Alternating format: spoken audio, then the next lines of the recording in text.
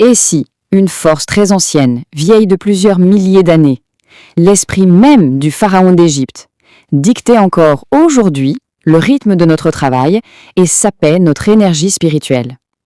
C'est cette idée, assez fascinante, qu'on va explorer ensemble. Cette parole de l'Ecclésiaste, elle nous rappelle une vérité essentielle, n'est-ce pas? L'histoire est un éternel recommencement. Les schémas d'oppression, les luttes pour la liberté, tout ça, ce n'est pas nouveau. Ce qui se passait il y a des millénaires pourrait bien être le miroir de notre quotidien. Alors voilà l'idée centrale de cette analyse. Les corps meurent, c'est un fait, mais les systèmes de pensée, les énergies, eux, y perdurent. L'idée, c'est que cet esprit d'oppression, incarné à l'époque par Pharaon, n'a jamais vraiment disparu. Non, il a juste changé de costume pour s'adapter à notre monde moderne. Bon, mais c'est quoi concrètement cet esprit de Pharaon? Eh bien, si on se base sur l'interprétation d'Exode 5, il s'agit d'une force dont le but est de nous noyer sous le travail, sous les soucis. Et son objectif, ce n'est pas seulement de nous épuiser physiquement, non. Le vrai but, c'est de nous vider de toute énergie spirituelle, de nous rendre incapables d'adorer. Pour bien comprendre, il faut revenir à la tactique de l'époque. C'était une véritable stratégie d'usure en 3 temps. D'abord, il couple les ressources, plus de paille. Ensuite, il maintient des exigences de production complètement folles. Et enfin, le coup de grâce, il retourne la faute contre les victimes en les traitant de paresseux. Mais n'oublions jamais le but ultime, le véritable enjeu derrière tout ça, les empêcher de se connecter à leur Dieu. Cette stratégie, ça nous rappellerait pas quelque chose? C'est bien possible. Car, comme le suggère notre analyse, ce même schéma d'oppression se rejoue aujourd'hui. Sauf que les pyramides, eh bien, elles ont été remplacées par des open space. Ça commence toujours de manière assez insidieuse. D'abord, on se voit confier un nouveau projet, une petite responsabilité en plus. La charge de travail augmente, mais c'est présenté comme une opportunité, une marque de confiance. Sauf que cette charge de travail en plus, il faut l'absorber dans les mêmes 8 heures par jour. Pas de budget pour un renfort, pas de délai supplémentaire. La pression commence à monter et les taux se resserrent petit à petit. Et pour couronner le tout, la touche finale, on nous demande de faire des miracles avec un ordinateur qui rame ou un logiciel qui date de la préhistoire. C'est l'incarnation parfaite de la demande de Pharaon. Faites des briques, mais débrouillez-vous pour la paille. La frustration vient s'ajouter à l'épuisement. Le résultat de tout ça, des journées interminables. Si on additionne les heures de bureau et le temps passé dans les transports, on arrive très facilement à 16 heures. 16 heures d'une journée complètement dévorée par le travail. Et c'est là qu'on touche au cœur du problème. Après une journée pareille, une fois de retour à la maison, une fois les tâches du quotidien accomplies, quelle énergie reste-t-il pour prier, pour méditer, pour se reconnecter à l'essentiel?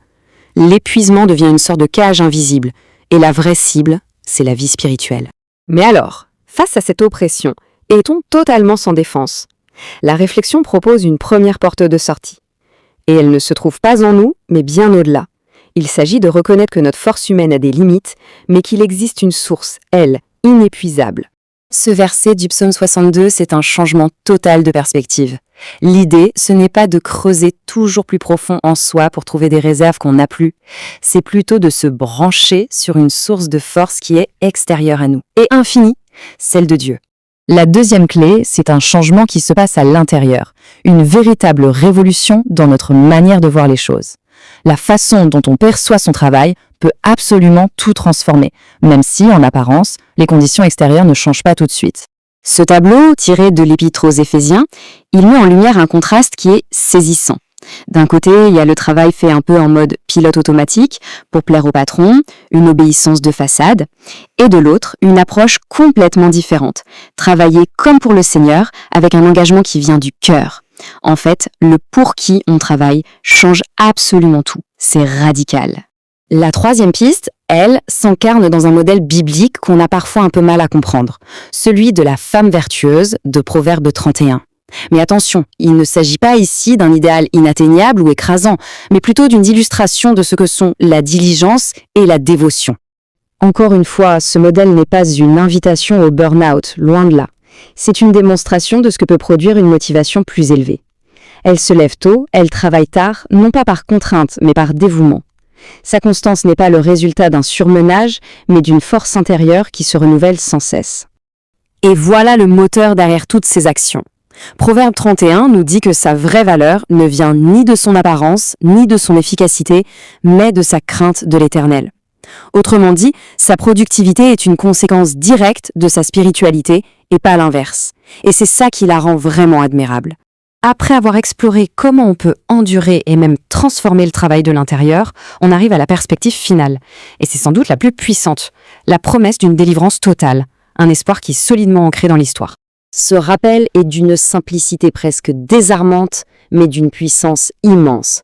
Le système oppressif originel, l'empire de Pharaon qui semblait indestructible, eh bien, il n'a pas tenu, il s'est effondré.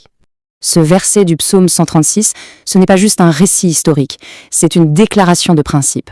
La force qui paraissait invincible a été balayée.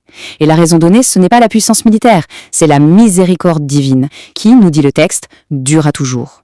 C'était vrai hier, c'est vrai aujourd'hui, et ce sera vrai demain. Et c'est là que tout prend son sens. L'argument est simple. Si Dieu est intervenu dans le passé et que sa nature ne change pas, alors son action continue. Il a entendu les cris, il a vu l'oppression et il est descendu pour libérer son peuple. La conclusion audacieuse est donc qu'il fera de même pour nous face aux esclavages de notre temps.